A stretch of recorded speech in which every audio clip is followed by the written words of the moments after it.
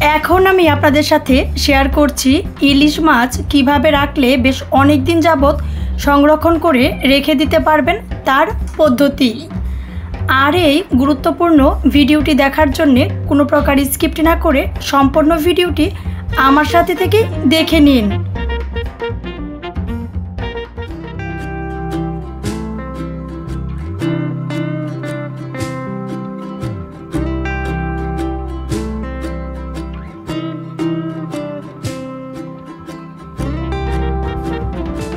ভিডিওটা শেয়ার করার জন্য ইলিশ মাছটা কিনে আনার পর আমি পলিথিনটা খুলে ইলিশ মাছটা একটি ট্রেতে নিয়ে নিচ্ছি। ইলিশ মাছের দামের কথা আমার আর কিছু বলার নেই, এটা সম্বন্ধে সবাই জানেন। ইলিশ মাছের যেই পরিমাণে দাম, এত দামি একটা জিনিস এনে কিছুদিন রেখে দেওয়ার পর যদি রান্না করার পর দেখা যায় একটু অন্যরকম গন্ধ লাগছে, খেতে ভালো লাগছে না, তাহলে কিন্তু টাকাটাই নষ্ট এমন মনে হয়। এর জন্য আসলে এই ভিডিওটি শেয়ার করা। ঠিক এরকমভাবে ইলিশ মাছ আপনি বেশ অনেক দিন যাবত সংরক্ষণ করে রেখে দিতে পারবেন, স্বাদ আর গন্ধটা সেম আগের মতন থাকা অবস্থায়। এই ইলিশ মাছটা 1800 টাকা দিয়ে নিয়ে নেওয়া হয়েছিল।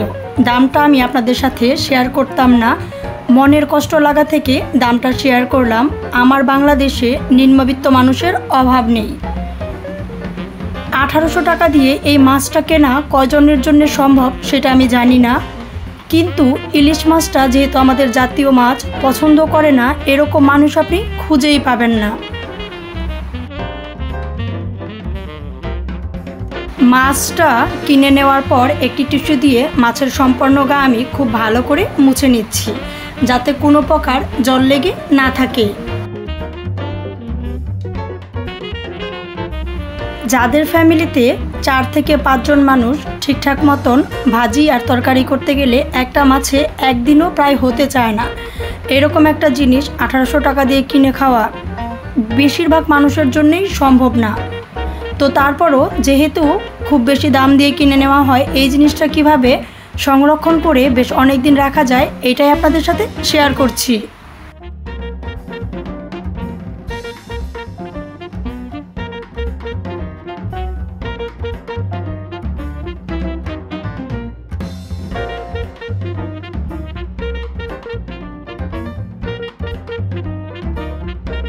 মাছ বেশ ভালো করে মুছে নেওয়ার পর নিয়ে নিয়েছি লেবু। আমার সাথে থেকে দেখে নিন লেবুটা আমি কি করছি। কানকুটা খুলে নিয়ে লেবুর রস বেশ ভালো করে দিয়ে দিচ্ছি। দুই পাশেই একরকমভাবে কানকু তুলে লেবুর রস খুব ভালো করে দিয়ে নিব।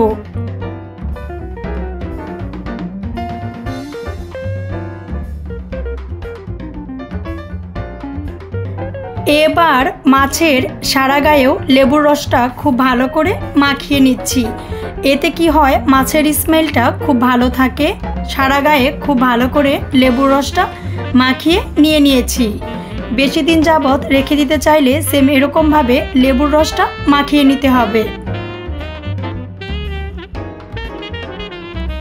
লেবুর রস দিয়ে দেওয়ার পর একটি পেপার নিয়ে মাছটা পেপারের উপরে দিয়ে খুব ভালো করে পেপার দিয়ে মুড়িয়ে নিচ্ছি।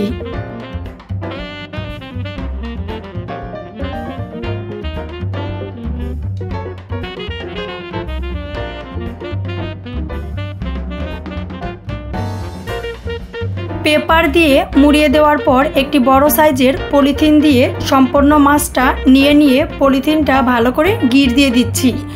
পলিথিনটা এমন সাইজের নিতে হবে যাতে সবটা মাছ একদম পলিথিনে দেওয়ার পরও গিঁট দেওয়া যায়, মাছের লেজ যাতে বের হয়ে না থাকে, এরকমভাবে নিয়ে পলিথিনটা খুব ভালো করে গিঁট দিয়ে দিয়েছি।